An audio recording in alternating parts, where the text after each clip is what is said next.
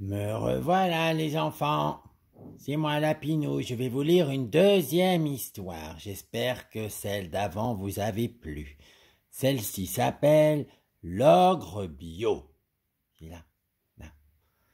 On y va.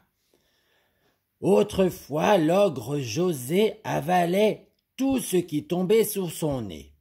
Poulets élevés en batterie, fruits et légumes bourrés de pesticides, petits garçons gavés de frites et petites filles pleines de soda. Il bafferait, il engloutissait, sans jamais mitonner ni déguster. Jusqu'au jour où il lut, dans le journal des ogres en bonne santé, que tout cela était fort mauvais. Des choses terribles l'attendaient. Sang épais, artères bouchées, cœur de vieillard, veines flagada. S'il continuait sur cette voie, il était bon pour le trépas. Ça veut dire il va mourir. Ça doit être pour ça que je ne profite pas de mes repas.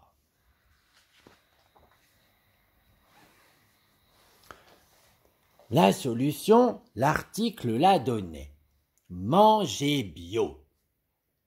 De bons fruits cueillis sur des arbres non traités, de bons légumes sortis de terre, de bonnes vaches broutant de l'herbe verte et de bons enfants bien nourris. L'ogre se mit donc en quête de ces aliments sains et partit sur les chemins. Il croisa d'abord un poulet. « Salut, pilon sur pattes, où as-tu grandi ?»« Dans une ferme d'élevage, pardi. Jamais vu un champ de ma vie. Ah. »« Ah, t'es pas bio du tout, toi. Passe ton chemin. » L'ogre rencontra ensuite une vache. « Salut, steak sur pattes. D'où viens-tu ?»« De l'étable d'à côté. J'ai réussi à m'échapper. 5000 vaches enfermées, ils n'ont pas vu qu'une bête manquait. »« Dis donc, ça n'a pas l'air rose là-bas. »« Ouais, tu meugles, toute la journée à manger des farines, coincé entre deux bovidés. Merci, hein. Je vais me faire une orgie d'herbes fraîches dans le pré d'à côté avant de me faire rattraper. » L'ogre n'en pouvait plus de faim. Mais cette vache n'était pas convenable. Non. Hors de question de la dévorer. Il ne voulait pas prendre le risque de devenir fou. Alors l'ogre continua sa route. Plus loin, un enfant jouait au ballon dans son jardin. « Salut, asticot sur jambes.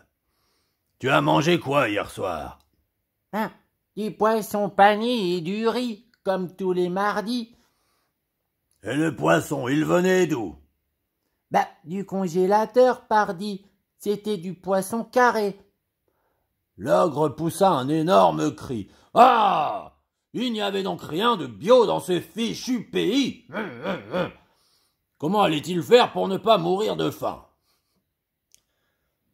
C'est alors qu'il avisa une pancarte sur le bord de la route. « Ferme bio, la ferme qu'il vous faut. Tous nos produits sont sans pesticides, sans insecticides et autres truquicides. » Il entra. Les poulets couraient alentour. Il en attrapa un et le croqua d'un coup de dent, mais sans prendre le temps de le rôtir. « Tiens, c'est vrai qu'ils sont goûtus, mais il leur manque quelque chose. » Il vit ensuite un potager, goba 20 tomates, 100 courgettes, autant d'aubergines et de ciboulettes, mais sans prendre la peine de les poêler. Ces légumes sont vraiment très frais. Mais pourtant, je suis déçu. Alors l'ogre José croisa un jeune garçon qui passait dans les champs. « Ah, tu dois être délicieux, toi, qui manges des légumes si sains. Enfin, je vais me faire un vrai festin. » De terreur, l'enfant sursauta, bredouilla. Mais heureusement, juste à temps, il eut une idée. Monsieur l'ogre, la qualité de la viande ne suffit pas pour faire un bon repas. Si vous voulez vous régaler, il vous faut un cuisinier. Un cuisinier? Quelle drôle d'idée!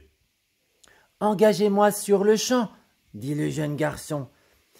Et ce fut ainsi que l'ogre embaucha un jeune cuistot. Au lieu de le gober en 2 bouchées, du jour au lendemain, sa vie changea. À chaque repas, il découvrit l'art des sauces, des cuissons et des épices. Et la cuisine, quel délice!